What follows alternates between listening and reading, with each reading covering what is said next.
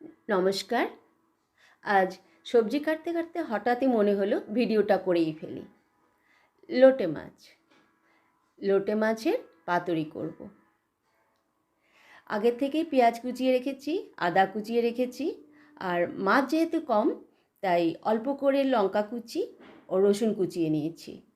আর এই রসুন আর লঙ্কা বেঁচে গেল, অন্য রান্না ইউজ করব। আমি এবার কোনো মশলা বেটে দেব না, কুচিয়ে দেব, যাতে খাওয়ার সময় মুখে পড়বে এবং খুব টেস্ট লাগবে এবং প্রত্যেকটা মশলা আলাদা আলাদা অনুভব হবে। রসুন তুলে নিলাম, লঙ্কা কুচিও তুলে নিলাম, আর মাছটাকে আমি আগেই ধুয়ে রেখেছিলাম। এখন উনুনে দেওয়ার অপেক্ষা। তেলটা গরম হলেই চাপিয়ে দেব। কলা পাতা ছাড়া প্লেন কড়াইতে করে কি করে পাতুরি রান্না করা যায় আমি সেটাই করব। গ্যাসটা অন করলাম। কড়াই গরম হতে হতেই তেল দিয়ে দিলাম।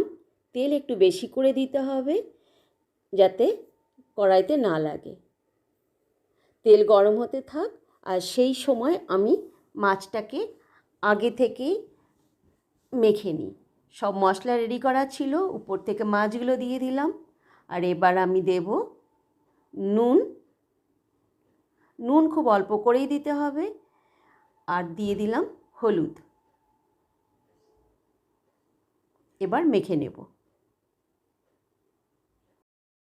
সব মশলা দিয়ে এভাবে নাড়িয়ে চাড়িয়ে নিতে হবে।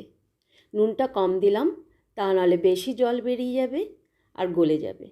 আমি চাইছি মাছগুলো গোটা গোটা থাকুক, তাহলে দেখতেই ভালো লাগবে আর খেতেও ভালো লাগবে।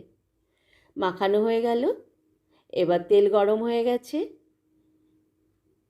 আরও আগের থেকে মাখিয়ে রাখলে ভালো হতো, তাহলে জলটা একটু বেরিয়ে যেত এবং তাড়াতাড়ি রান্না হতো। অসুবিধা নেই।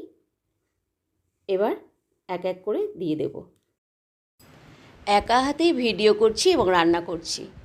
তেলটা খুব গরম হয়ে গেছিল, তাই মাছ ঢালার ভিডিওটা আর করতে পারিনি। সব মাছ একবারে ঢেলে দিয়েছি। আর এই সব রান্না করতে বেশি বাসনও লাগে না। এবার গ্যাসটাকে বাড়িয়ে দিলাম। কমিয়ে দিলে বেশি জল বেরোবে এবং মাছটা গলে যাবে। আমি চাইছি মাছটা গোটা গোটা থাকুক, তার জন্য গ্যাসটাকে ফুল ফ্লেমে রাখতে হবে। এবার স্টেপ ওয়াইজ আমি সব করে দেখাবো। মাঝে মাঝে কড়াইয়ের চার সাইড থেকে এভাবে খুন্তি দিয়ে ছাড়িয়ে দিতে হবে, তা না হলে মাছগুলো কড়াইয়ের সাথে চিপকে লেগে যাবে। তবে খুব হালকা হাতে, যাতে মাছ ভেঙে না যায়। এবার সেকেন্ড স্টেপ। খানিকক্ষণ পরে আবার এইভাবে তলায় দেখা যাচ্ছে খুন্তিটা এবার একটু বেশি যাচ্ছে। আস্তে আস্তে করে নাড়াতে হবে যাতে ভেঙে না যায়। দেখো কেমন সুন্দর নড়ছে, কোথাও লেগে নেই। তবে এখনই উল্টাবো না, তাহলে ভেঙে যাবে। আরেকটু পরে। খুব সুন্দর হয়েছে, কড়াইয়ের সাথে কোথাও লেগে নেই।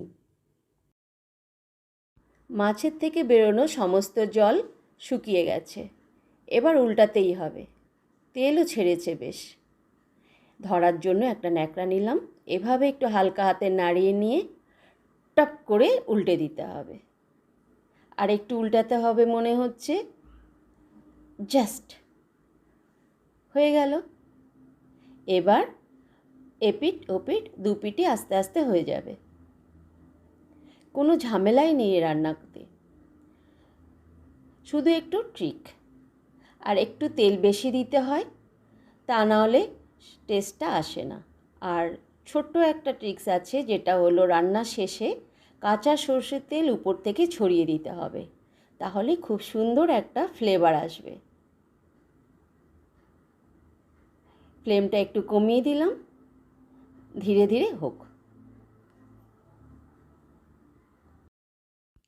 লোটে মাছ যেহেতু নরম, তাই রান্না করতে একদমই সময় লাগে না। আর এভাবে রান্না করলে তো মোটেই সময় লাগে না। উনুনে দেওয়া মাত্র গ্যাস নিভিয়ে দিলাম। এবার নামিয়ে দেব। দেখুন কড়াইয়ের কোথাও লেগে নেই, খুব সহজেই নেমে গেল। মাছগুলো কেমন সুন্দর গোটা গোটা রয়েছে। আর সব সবজিগুলোও গোটা গোটা আছে। মুখে পড়লেই খুব টেস্ট লাগবে। আর পেঁয়াজ, রসুন, মাছের গন্ধ মিলেমিশে খুব সুন্দর একটা গন্ধ বেরোচ্ছে। খুব সুন্দর গন্ধ ছাড়ছে। আর দেখুন, সবকটা মাছই গোটা গোটা আছে, একটুও ভাঙেনি। আর সবজিগুলোও বেশ সুন্দর চেয়ে চেয়ে রয়েছে, গন্ধও বেরোচ্ছে খুব সুন্দর। একটু তো খেতেই হবে। খুব গরম, আর একটু খাই। মনে হচ্ছে তো পুরোটাই আমি খেয়ে নিই, কিন্তু ভালো লাগে এই পোড়া পোর্শনটা। সব কিছুর গন্ধ এর মধ্যে পাওয়া যায়। দারুণ। আমি লোটে মাছের এই একটা আইটেমই করি। খুব ভালো হয়েছে। আপনারা চাইলেও করতে পারেন। খুব সহজ রান্না। নমস্কার।